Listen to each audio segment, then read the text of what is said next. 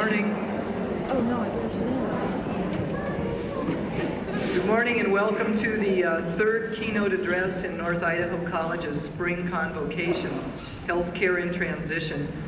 Our featured speaker this morning is a psychologist and marriage and family counselor who has succeeded in combining techniques of therapy with the communications potential of broadcast media.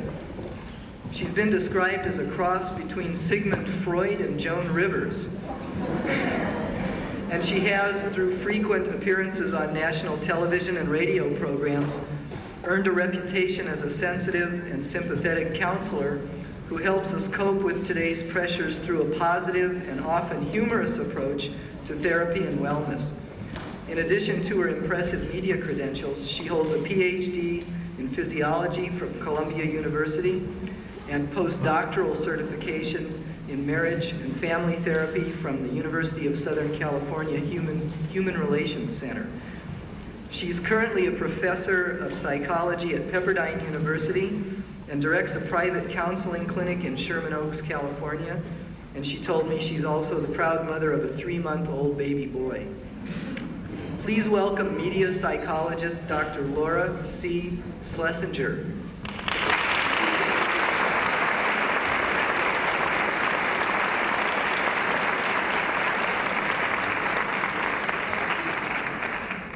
Derek, he's awfully cute. Oh, but typical new mother tout. Could you untangle me, please? Thank you. Okay, my umbilical cord here.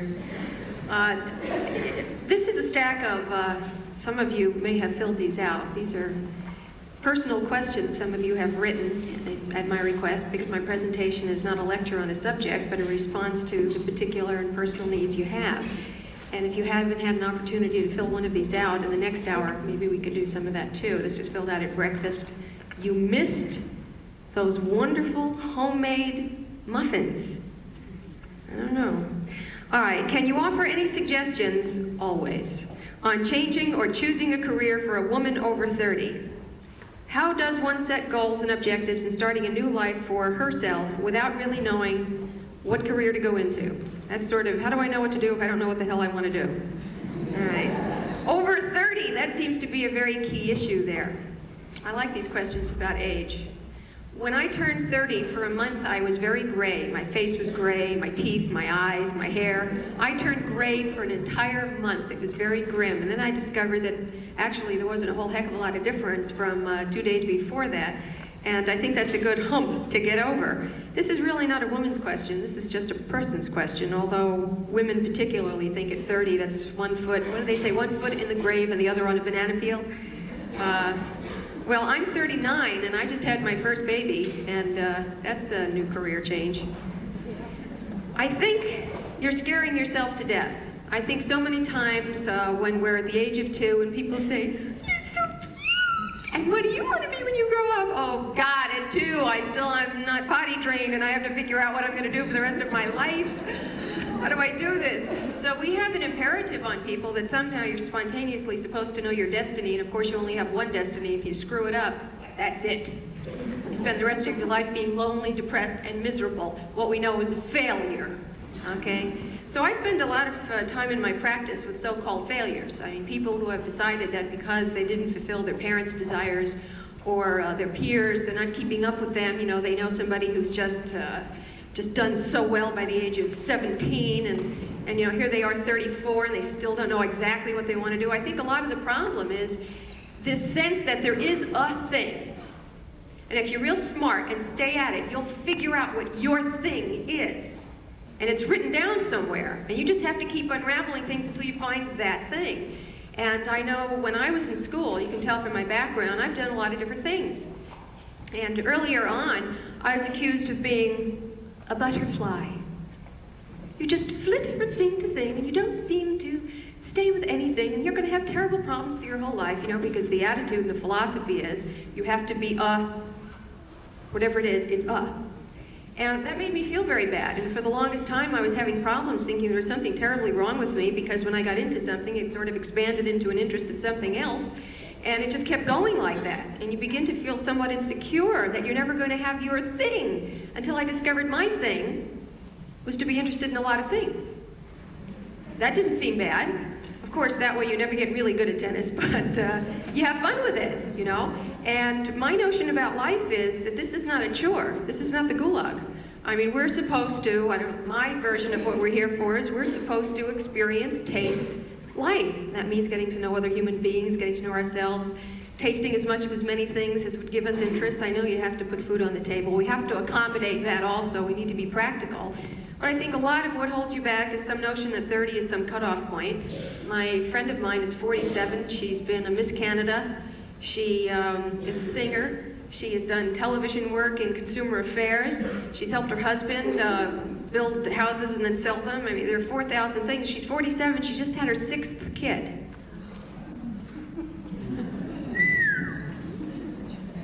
That was a pip. We've been laughing, you know, when she's 84, the kid will be, you know, kind of cute.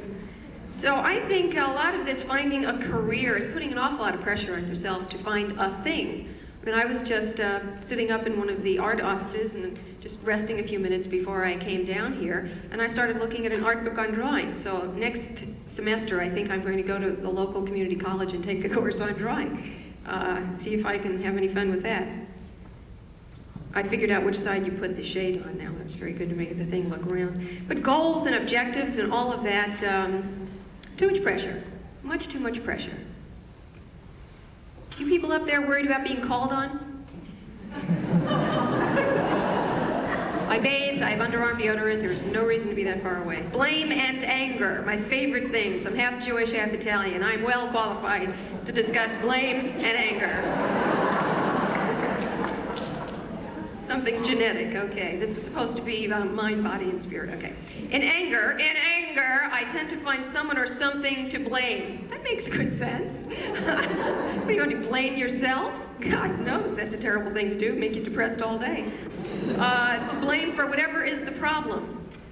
I understand that I am responsible for my anger, yet I find I need to blame someone. Anybody here who has never done that? See, I am going to call on you. You were right to sit back up there. Well, I'll tell you, anger is not a primary emotion to my mind. I don't think our first response to anything is anger. I think our first response is fear, usually. You ever see a little kitty cat? Yes, you've all seen a little kitty cat. Good. Just want to make sure we're in the same reality. You notice when they sometimes get backed up, their hair goes up and they go, and they look quite ferocious. They look angry. They're not. They're scared.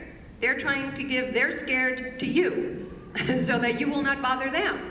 Well, that's a lot of what happens when we start blaming people. We have a tremendous need to be the good guy. This often backfires. I mean, this way of solving a problem backfires. I had one couple come in for the first time, and this was awfully adorable. It wasn't in their lives, but I mean repeating it. They came in, and she said, he's just an over-domineering SOB, and he's a miserable creep, and I hate him. I said, okay, that's a good start. At least we know where we're working from. And we got to talking about it a little while, and what she said is, he is always beating her down in a discussion, not physically, emotionally, which is as severe, sometimes more severe to people. And he would always have to prove he's right.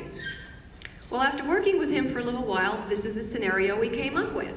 He grew up in a family with a father who was sort of a cross between a Marine sergeant and a dictator, and he had to do everything right, for his father was very disapproving, strict and tough, so like the great Santini in the beginning of the movie.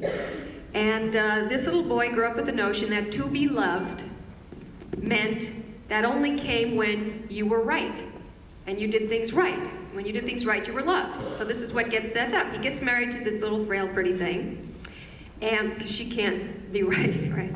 And whenever they have an argument, he makes her admit that he was right.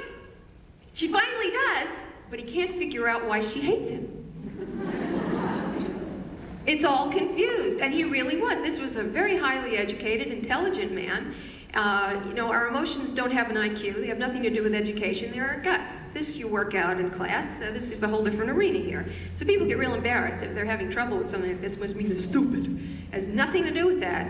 Emotions have no IQ. They can't be measured like that. They simply are. And that was a hard nut to unravel. That's a mixed, you don't unravel nuts. That was a hard problem to unravel, okay?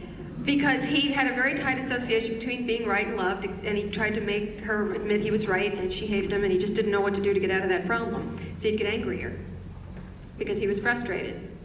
So to start handling the issue of anger and blaming has to do with, if you do consume some blame, what is your image of what is going to become of you? You know, if I am wrong, you won't care for me anymore. So I'm going to blame you. And you for sure don't care for me anymore. So it's a self-fulfilling prophecy. But on an intellectual level, you know you're responsible, but on an emotional level, it's too much of a threat to consume the responsibility. So you have to realize that you're loved on more than one level. Of course, if you don't like yourself. I get irritable after sex with my partner. We live together. He is a male partner. I wonder why. I'm always touched when people say, I wonder why, and then they continue. We know why. Here it comes. It usually lasts a day. It didn't come yet. I do climax or think I am satisfied. And think has 4,000 underlinings. We're talking about sex, you're still allowed to laugh. Okay? It's okay, nobody's going to think you're a deranged sex maniac if you find sex amusing. I know when you're in the throes of an orgasm, your face looks anything but pleased. It usually gets all crunched up into an agonized... Never figured out why the physiology works that way. Taught human sexuality at USC and at the medical school, and I would show the movies. And I had to go through such hell with myself to show these movies. You know, am I a porn queen now, or what is it? And I satisfied myself with reminding the students that everybody in here is in a primary relationship. You know, and somehow that took it away from being porn, I guess. But you know, here you are talking about sex is a good thing, it's a natural thing, and then you see people in the throes of their body is twitching and their face is all screwed up in pain and they're heaving and they're sweating, and it's hard to get people to realize this is fun.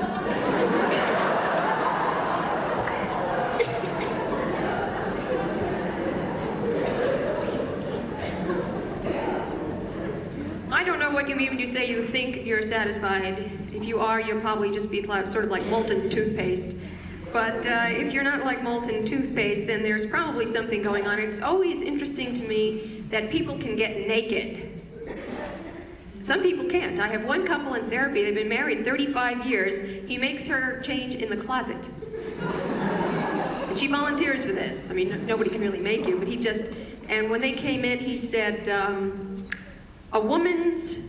This is doing wonders for her self-esteem, and then he wonders why she nags him. But anyway, a woman's naked body is unappealing, and it's a turn-off. I don't think men find it sexy, and I'm thinking of the industry of these movies and the magazines, and I wonder, who's reading them? Who's looking at the pictures? Okay, woman's body is ugly and all of that.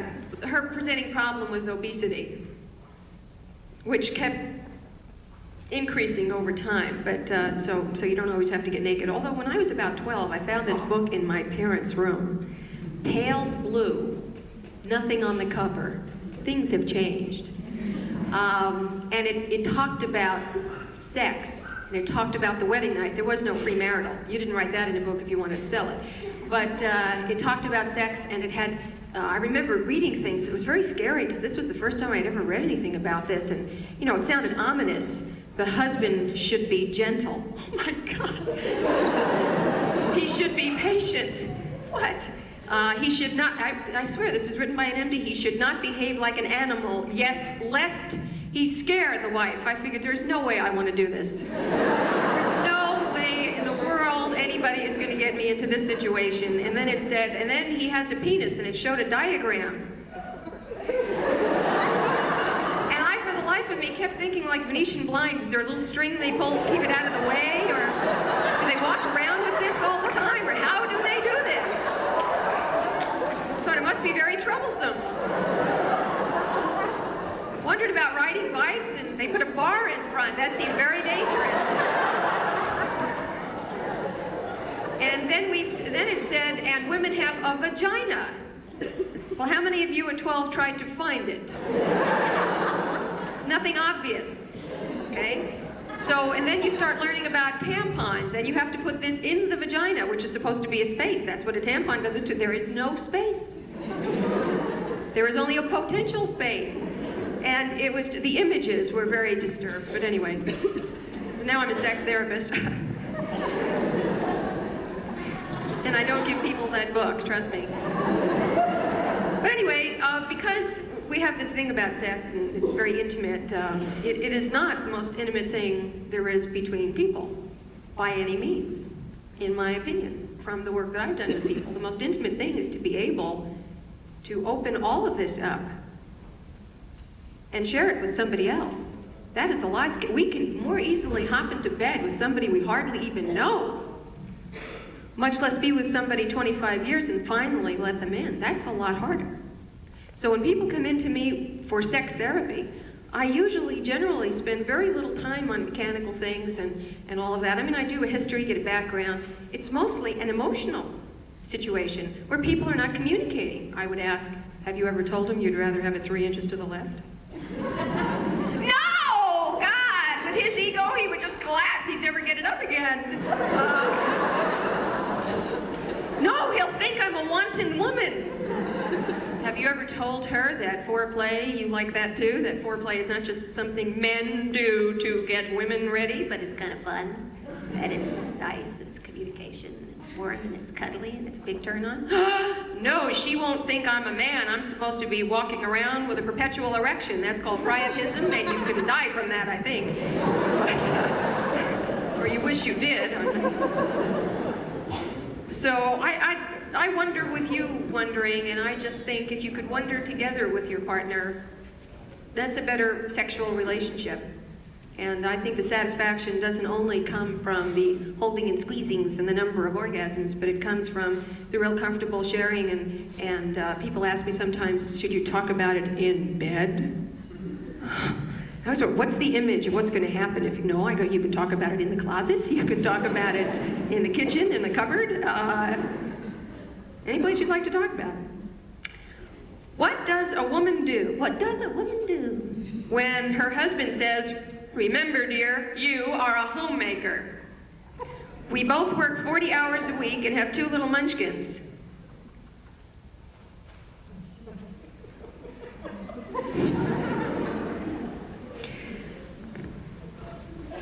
How many men here cook dinner?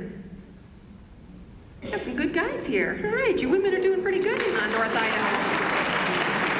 You got some real men here. Right? All right.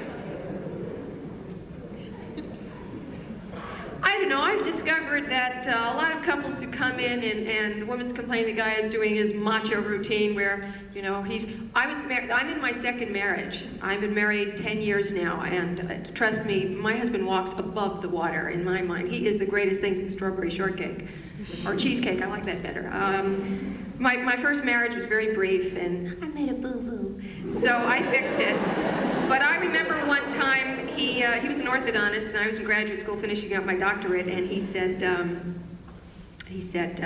I expect you to do the laundry. No, I didn't mind doing anything, but I minded being told that somehow I was designated by God to do this thing. You know, I wanted God to come tell me personally. And so finally one day I said, I just don't comprehend. Is your feeling of masculinity tied in an inverse relationship to soap suds or something? And he said, well, he was the more, I swear this is true, you can see what a boo-boo I made. He said, since he was earning money, his time and his being was more important. Well, I've always been sort of a sassy kid. And I said, honey, I know how much you make, and if I stand on a street corner in New York, I'm going to make a hell of a lot more money than you, and then you can do the laundry. He didn't like that idea. And my fella cooks. He won't even let me go in the kitchen. When we looked for a house, you know, the person taking me around, the real estate person, would show me the kitchen. And I'd say, Lou, does this look good? Does this have all your things in the right place? know, this is truth. If he leaves overnight, he cooks something and puts it away because I'm a complete clod in the kitchen. But I have my things that I do. I make him a lot of clothes. And he wears them. He's a very loving husband. Okay, what does a woman do when your husband says, remember, you're a homemaker? Well, I'm real interested when you're told something and you acquiesce and then get them back. Okay, I'll be a homemaker, but wait till I get the credit cards. And then we go to war. This is not a fun way to live. You know, I just can't imagine really spending day after day at war, but a lot of us do. And I think you need to be real frank without hostile and threatening and all that kind of stuff, and do the kinds of things that are important for you and try to work something out. And people move with you when you move them comfortably. The thing I like to do is sort of move into somebody's space so that we're connected, and then move us along together. The way that never works is, I went to a thing today at 10 o'clock at North Idaho College, and I heard this woman speak, and no longer am I going to be, this is not going to be met with warm cuddles. You want to have a warm place to stick your feet at night, right? Underneath his. Gross people. It's a team, and I think you need to approach it as a team. And I think people are willing to give if they figure they're getting something good out of it, and getting loves and squeezes and a lot of respect and a lot of appreciation is very important. It makes all the difference. I was talking to somebody one day, and I said, my husband does the cooking. Well, what do you do to pay him back? And honest to gosh, that's not the way my husband and I think. It isn't one for one. We don't sit there and say, I did that, and now I want you to do this. It's just a matter that, in general, he's a better guy than I am. I mean, I think we're together because he's so swell. But anyway, it's just a matter of just wanting to please. I had to do an extra special thing on a radio station for a week and a half, and that really required him to turn his entire schedule around and almost jeopardize some business things. And not many people would do that. They'd bitch and complain and say, you know, you want to do this, you figure out a way yourself. This is a very loving guy. So at the end of the whole thing, I called him up on his car phone. He was driving around. He's a salesperson, so he has his car phone. And I said, I want to tell you how much I appreciate that you gave me this gift, that I could have the time to do this thing which I love, which I haven't done for a little while, and that you turned your life around and threatened some things. You know, I just love you to pieces. Come home, I'll show you. And but it's the verbalization that makes the difference. It's letting the other person know how much they've sacrificed for you. And in any relationship, even in one which your husband seems like the creeplet here, think about the kinds of things he has already sacrificed to be helpful. Find something, scrounge in your memory. This is a good approach. And how much you appreciate him doing that, you need him yet again. And when you solicit and seduce, I'm not talking about sexually, but you seduce with this kind of tenderness and appreciation, you get a lot more action. How do I determine what's healthy rebellion in my teenager and what isn't? Is it normal for, now this is a two-parter, and I think they're most relevant. Is it normal for a woman in middle age to feel the need to run away, escape? What do you think the teenager's feeling? Yes, it's normal all the time to feel a need to run away and escape. All these feelings are reasonable, and it's just the actions which can get us into trouble. You know, if you feel like killing somebody, I mean, that's a reasonable feeling if you're really angry, but it's the doing it that crosses the line. How do I determine what's healthy rebellion in my teenager and what isn't? Well, I always like to think if they're getting close in any way to damaging health or life of self or other, then it's gone too far, and it's more than rebellion. It's a strong message of something else. I remember one family I was working with. This kid was perfect. This was a perfect, it's sort of like mine. This kid was perfect, wonderful, never did anything wrong, always spoke nicely, you know, didn't use bad words like I do, and all of this sort of thing, never did bad things. All of a sudden, this kid becomes a complete rancid monster. Starts delving into drugs, dressing inappropriately, you know, with the leather and the spikes and all of this kind of stuff, all of that sort of thing. And of course the parents went crazy, didn't know what to do, and the yelling and the screaming that went on for days and hours. They finally came in to see me dump this very hostile kid in the middle of the room and said, "Fix her." Are you kidding? I'm afraid to get near her. Let me get a bodyguard and I'll do this session. And it's really tough when the expectations on you are if you're really good and you'll be loved. She was testing the waters. Part of her rebellion was, how far can I go in being myself and still have your love? Of course, we tend to take things to the wildest extreme. So I worked with the parents on continuing their behavior towards this girl exactly the way it was before she started to do all of this stuff, and ignore it all. In fact, when she came in with a different color hair, say, gee, that's pretty, but I think it would match a pink blouse better. And drive her absolutely nuts. And it worked. I mean, some of the reason for the behavior sort of fell by the wayside, but the truth of the matter is it was a loud message. I'm sick of being good, and I want to know if I'm still loved. It's an important thing to know. And parents often do give real turn-off signals to children who try to experience different things in life, much less to their partners, much less to themselves. So I have a feeling if your kid's rebelling and you're wanting to run away, maybe your kid is living out some of your fantasy and your needs. It's amazing how kids do that. It's amazing how young they start. Kids are sometimes our broadcast systems. They love us so much and they need us so much. It's really scary. It's a huge responsibility. Remember one time a woman called in on the show and said she's got a 2-year-old who screams all the time. You hear this kid screaming in the background. I believe you. So I asked her a little history. Well, the kid started about a year ago, 6 to 8 months or a year ago. I forget exactly, someplace in there between 6 and a year. And it's just terrible. And I asked something more about it distracting her, useless information, like where's your dearly beloved. Well, when they married, he was in sales and he traveled a lot. And he promised that when they got married, he wouldn't do that anymore. And he is now on the road. Are you angry? Well, yeah. When did he go back on the road? About 6 months to a year. But I'm containing my anger. I don't want to upset everybody. And you can hear it coming through the phone. Through the daughter screaming. The tension is being picked up and radiated by the daughter. So a lot of times, most of the time, as a matter of fact, when people come in and tell me their kid's deranged, my kid is 6 months old and needs a therapist.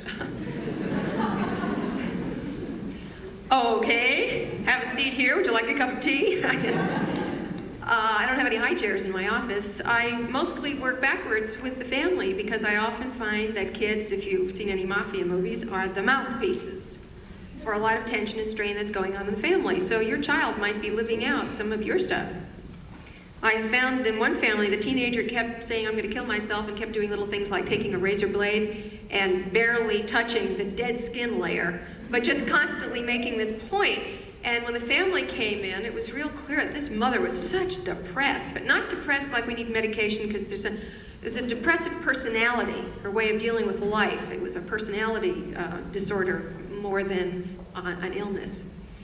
And the daughter was acting out the potential for this woman, which would never be realized, because she was so scared of her mother doing it. And there's this unconscious thing, if I do it, then my mother's got to take care of me and she won't kill herself. I should die, but my mother shouldn't die, because if she dies, she'll leave me alone. Now, we don't think it through in a real concrete way, but it comes down to the same level. And I've seen so many young people go out in life and fail, and either end up coming home or not being able to function, or having to give up careers at school and all sorts of things, because when mommy and daddy are focused on this poor failure of a child, they're not fighting. And kids do anything they can to protect the family, even sacrifice themselves. So when I see a kid in real trouble, my first question in my own mind is, who are they trying to protect? Because kids are very sacrificial. This is in pencil, it's going to take me a... When I was 21, I met my husband. He is 8 years older than I am. He didn't party, drink, or do drugs. It was very refreshing.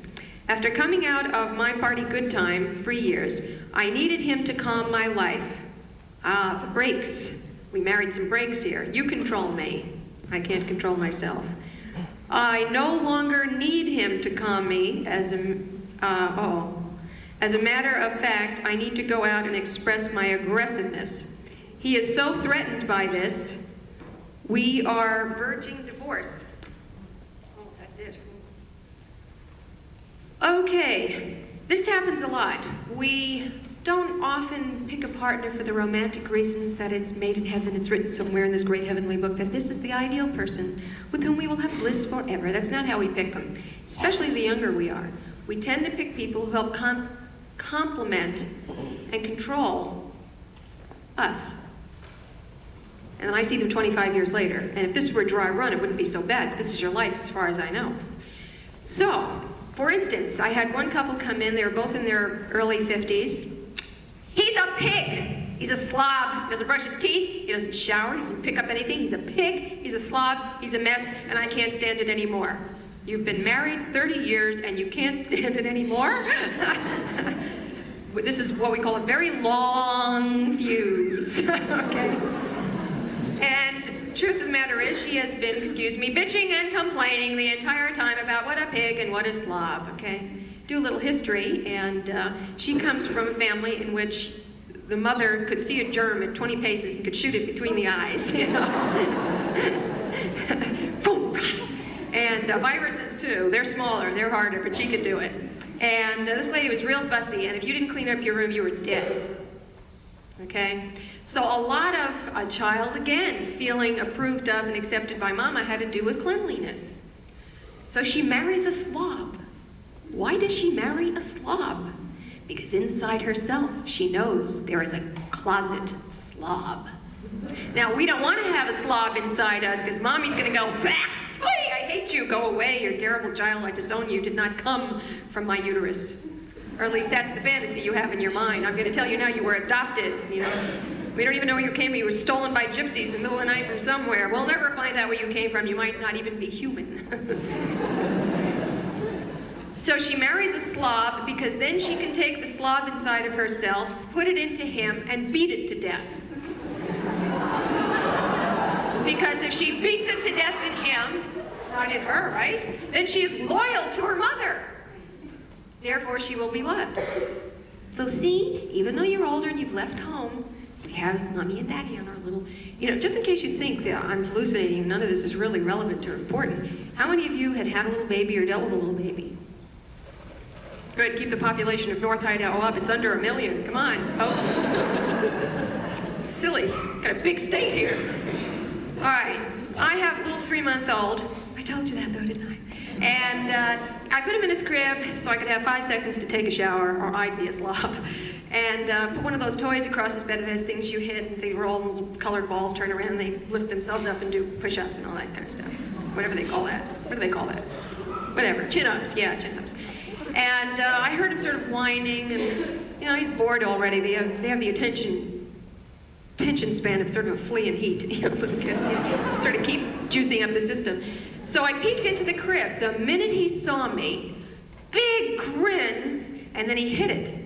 And then he looked at me, and I'm going, very good, Derek, that's very good. And he goes, ah! And it's again, you know? So the connection starts very early between the excitement of the human connection and your approval and your interest, and the kid is performing. And very happy about it. And just very delighted. So that starts very early. So don't be surprised that you're 94, and somewhere back in your heart you're wondering what you can do with your life when you never quite felt acceptable.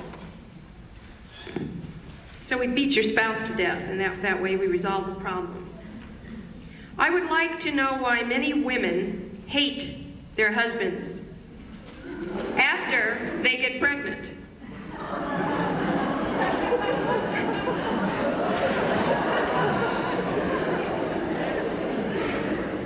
Your sperm didn't rudely attack my innocent egg that was minding its own business, my back wouldn't hurt.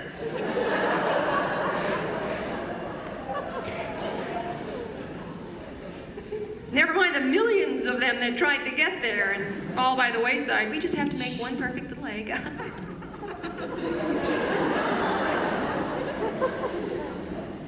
Like you look at the little sperm samples afterwards. I was an infertility patient, so they kept checking all these little things. You see the little guys swimming in circles. They'll never get anywhere.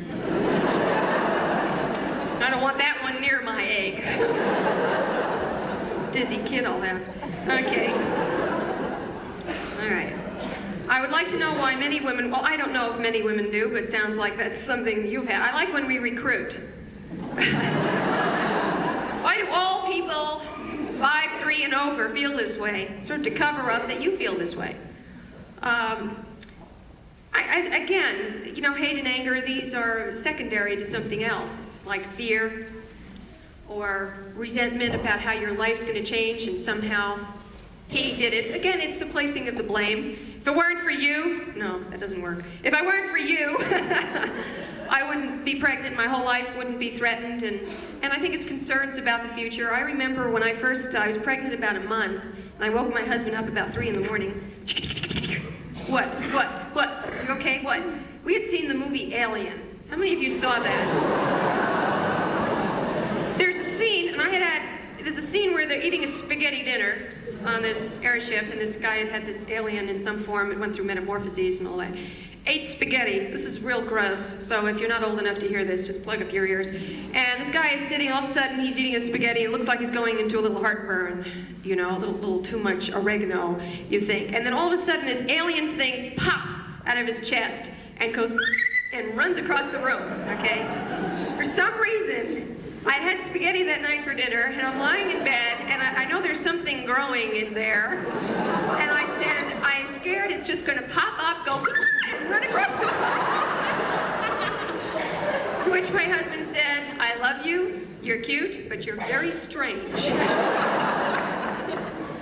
So I don't know what kinds of feelings are in you about being pregnant, but, you know, you might want to talk about it with your dearly beloved. And if you can't talk about it with your dearly beloved, then try harder. But don't blame the lack of communication on him. It's usual, have you told your husband? No. Why? Well, he just wouldn't understand. I don't know. Maybe we need to help him understand. Speak slower. Use sign language. You do something. Life is a continuous hardship. I know!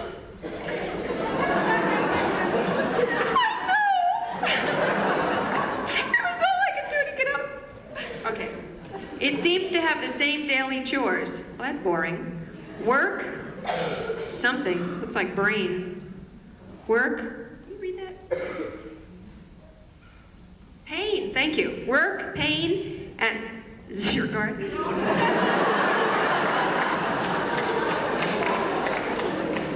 It's yours. Okay. Work, pain, and a few moments of joy. I would like to change the whole system of life.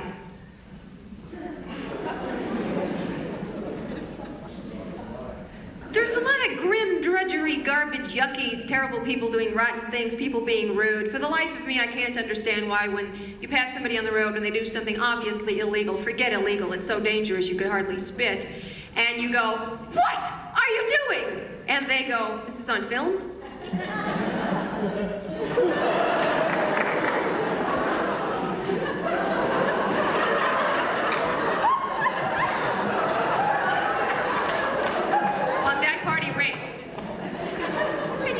You're the bad guy. You almost got us both wiped out, and I'm getting the finger? Ooh. So yeah, there's a lot of that in life, and there's a lot of grim things, and people die, and people get sick, and terrible things happen to nice people. Terrible things also happen to bad people, and you don't always get what you want. And I bought 15 of those little lottery suckers, and I've never gone up there to spin a wheel. And you know, all of these things happen. It just makes you wonder. But I think that's a very terrible editing process. You know, I think there are wonderful things also, like we're all here. Some of you are sitting next to friends, and that makes you feel good. Some of you can't believe you're actually back at school and having a shot at building something in your life, and that's kind of trippy, even though the grades are scary. But then again, you know, nobody asks me the grades I got. There's a point after which that's irrelevant. It's what you can actually do that's going to make the difference. You've seen my report cards, okay. I did better once I got to college. Really, I was a very late bloomer. My parents, this is no lie, every year, for every year of school, up to the 12th grade, my parents were called in. I was either an underachiever, I wasn't paying attention, I was always a problem. I was always a problem. And then I got to college, and that's when I just sort of shot up. Suddenly I was on my own, which tells you something about what I was probably rebelling against, and I could decide to go to class or not by my very own lease. And I remember one time, halfway through the second semester of my freshman year, I decided, I am going to cut a class. So I picked a class, anthropology. There's nothing about anthropology, I just happened to pick that class. And I figured I'm going to take that 2 hours, and I'm going to go somewhere and just have some fun, right? Wrong. I sat outside the building on a stoop the whole time, holding my notebook, wondering what I was missing, feeling terribly guilty, realizing that I was imposing that upon myself, that I really wasn't rebelling against anybody or anything. I could do whatever the heck I really wanted to do, and I really wanted to be in the damn class. So I didn't cut again. That's just because I liked it then. Life is a continuous hardship. Life has continuous hardships, and I think it's not the system of life that has to change, it's an attitude. You know, when you go through salad, man, I pick out a lot of things in that salad I don't want to eat. I don't know what God had in mind when veggies were made, but I can't comprehend the whole thing. But I like lettuce, and I like tomatoes, and then, what's that stuff? Squash, or zucchini. California must have a glut of zucchini. You find it in everything. You go to a Chinese thing, zucchini, everywhere. I don't understand these. I pick those out, and I put them by the side, and I go for the other stuff. And I think there's a whole spectrum of possibilities. It's a matter of what you're going to allow yourself to go for. There's a lot of grim stuff. I get depressed. I sit there and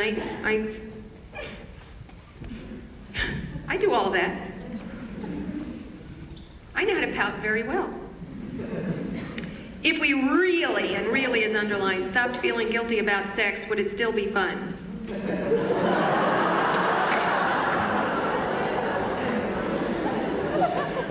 I really don't believe what makes sex fun is the guilt. I know there's a lot being said about, you know, it's the vicious sneak and that's the way it becomes fun. Not really. Because you can't allow yourself the full range of expression and exploration and experimentation when you're feeling really guilty. Of course, a lot of people accommodate for that with drugs and booze. And, you know, then it's the spirits that made them do it. They really weren't there. And I really do believe there's more to be enjoyed out of life by working through whatever guilt and accepting responsibility for what you're doing, that you're a sick, disturbed person because you're having sex, and once you accept that, then you can have fun. Why do marriages seem not to last as long now as they did just 20 years ago? Well, a lot of you know a large part of the answer to that. I mean, for a long time, divorce, you should rather die than get divorced. I mean, it meant you were a terrible person, more so if you were a woman. Because instantly, if a woman was divorced, she was a raging sex maniac, getting it everywhere. I mean, that was, a divorced woman was one of those, all right? There was tremendous social pressure to maintain the family that isn't now. I mean, you listen to a lot of psychological advice, and the first thing is, oh, well, the stress on the kids is so great, you know, that's terrible, you should divorce. There's, I think, a lot of pressure now to get out of it. And I don't see myself, I'm a marriage therapist, but I don't see myself as trained to or dedicated to saving marriages. One of the things that I think makes one an appropriate therapist is not to care. What did she say? They just said before she was a sympathetic and caring counselor. Now she's saying, I don't give a damn. Well, it's very important that I not care, because then I'll pressure people to move in the direction that I think they should go in. And that's not a therapist. That's you've gotten enough advice from your in-laws about that kind of stuff. You don't need that from a professional. So I've really got to maintain some objectivity. But I do remind people, especially when there are munchkins involved, that there was a time you loved each other very much. And there was a time you worked hard at this. And there was a time you opened yourself up and left yourself open. And there was a time where the whole notion of a family together was very meaningful. Let's go back to those times and pick up some of those feelings while we work through these problems. And if the ultimate is that you two divorce, hopefully it can be done in such a way that this family is not totally fractured with meanness and negativity so that the children pay for it forever. Because I still feel the ideal is, even if mommy and daddy are not getting along, to try to keep the family together. That is the ideal, but we can't always have it. Now, where there's physical, thank you. And that didn't get a lot of applause, which is interesting, because I think if I had said that 20 years ago, you know, I would have been canonized. But it's not a lot of applause today, because I think it makes a lot of people feel guilty to think that they should feel a sense of responsibility and they should have a sense of commitment, and that those things are meaningful to one's life. Granted, we make mistakes. I was divorced once. I made a mistake in judgment. And I spent a lot of time looking at myself in the situation to see how I made that mistake in judgment so that I would not recreate that. And when we decided to make a budge, that's what I call babies, little budgies, we had a long talk about this, and we were very cute about it. I said, okay, what would make you divorce me? And he said, if you make those scrambled eggs for breakfast, you make them burnt, that would make me leave. But other than that, what we knew, what was in the capability of each other's to do, we couldn't come up with anything, and we have very good communication. And I just thought it was very important. If I decide to have a baby, we have to talk about all these possibilities, because I don't want this kid to come from a broken home. I've dealt with that so often. It is so terrible, so disastrous, so painful for everybody, and it really sets a kid off backwards in life. And what I'm saying is, if you were to come to me for therapy, I'm not here to save your marriage or to break it up. And it's interesting, research has shown that divorced therapists most often have a higher percentage of their patients divorcing as a result of the therapy. Some of that comes from me proving I was right and that it is an appropriate thing to divorce. Or I'm staying together even though I'm bleeding 4 quarts every night. Well, then you're going to stay together and confirm that what I'm doing is right. And that's what I mean by going to somebody who doesn't care about the outcome, because then they're more equipped to let you decide what really is the best thing for you. But I really think especially with children involved, there is a commitment one makes, and I think commitment is not a very popular thing anymore. It's more, I'm a 60s child, so it's, I grew up in the, hey, this is what I'm going to do. You don't like it, it's your problem. And I don't think that's true. We're social beings. We live in close proximity to each other. It's not just your problem. It's ours. But we'd like to give it to you so I can do anything I damn well please. Well, I don't think that. I think that makes for a lot of the disarray we have in our society today. I'm pretty scared. When do you consult a doctor for an illness that you think just might be nerves? It's just in your head. Or do you just try to combat it yourself? I always like to wonder what's beneath the question. We don't want to know it's really physical, because that's scary. I mean, that's scary, let's face it. Yet we don't want to know I like nerves. It's just a little tension. If I take a hot bath, this will all go away. It's more complex than that. I think if you have any concerns, it's pretty scary to find out there is something wrong. Whether it's nerves, or it's something physical, or it's a combination. A lot of people come to me because doctors have referred them to me because they can't really control whatever it is that's going on, or they can't really get a handle on whether it's organic or not, and so they're sent to me, okay? So they walk in here, real hostile. My doctor sent me to you.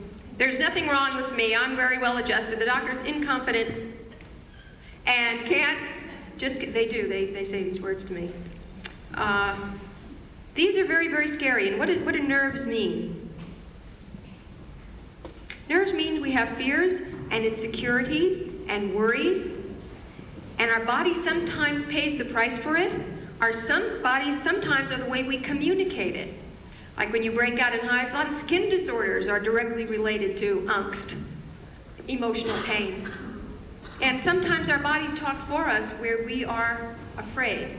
So that seems, unfortunately, I'm closing in, but I still have a few more minutes. I know some of you have to go to your next class, so I won't take it too personally.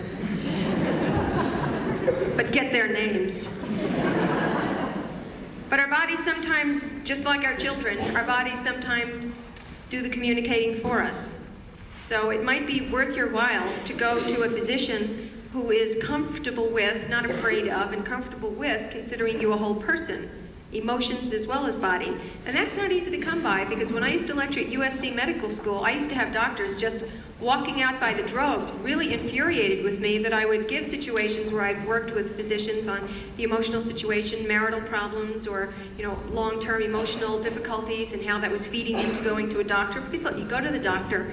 It's a mostly male-type person, so you're going to a father image, and he's touching you while he has to check your heart and everything, and he's ministering to you and giving you some medicine and talking nice and hustling you out the door. But it's a kind of a tension that for a small period of time may make us feel better. Somebody cares. Somebody cares. That has a healing effect. That has a tremendous healing effect. When I was in graduate school as a physiologist, not in this area, and I didn't know nothing about any of this stuff. And there was a girl working as a technician in the hall down the hall, and she used to come to me and tell me about her rotten boyfriend who beat on her. It seemed logical to me. The guy beats on you, dump him. He's a jerk. Okay, so this went on week after week when I kept giving this sage advice. And she still didn't dump him. So, I got pretty frustrated, didn't know what else to say. It seemed kind of obvious to me how to solve this problem. Okay? And then one day she came in, and I didn't know what else to do. I was frustrated, and she looked like she was so miserable, and I went over and I just hugged her. And she wore a lot of makeup. And she was slobbering. You know how much graduate students make, do you? I had bought this blouse, saving up for about 6 months. It was silk. What a dumb thing to do. And there's mascara rolling down it. So I'm mixed. I'm feeling compassion for her, and I'm going, oh, shit. So, you don't lose sight of yourself ever in these things. And I just held her, and she slobbered for a long time, and then I forgot my blouse. I figured it's history anyway, And she came back the next day and said, I really want to thank you for yesterday. It was the nicest thing you could have said.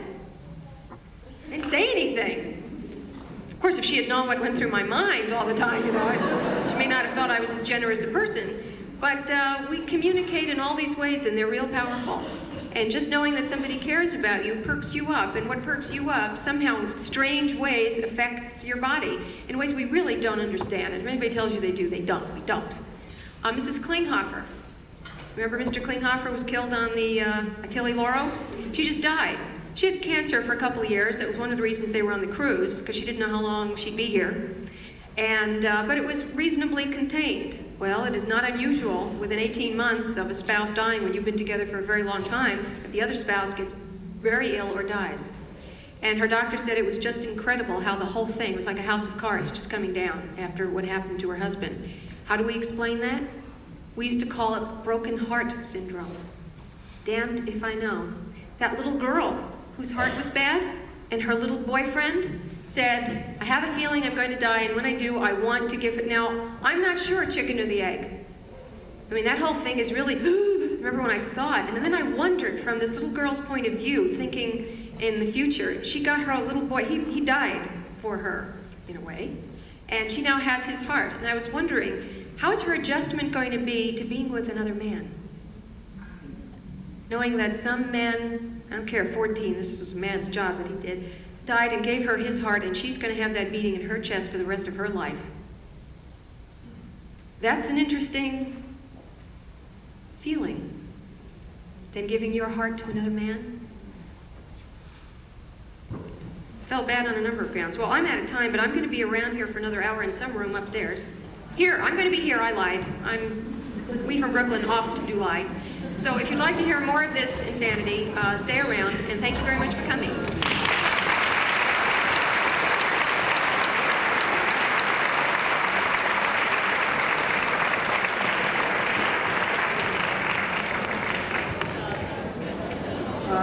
There will be a special screening of the film, The National Nutrition Quiz, at 1 p.m. in the gallery room in the sub. 1 p.m. in the gallery room, the National Nutrition Week. My name is Chris Stewart, and I'm one of the second-year nursing faculty here at NIC. We've had a really nice convocation week this week. Lots of thought-provoking speakers, and our speaker today promises to add to that. With us today is Johnny Cox. He is a staff ethicist at Sacred Heart Medical Center in Spokane, Washington.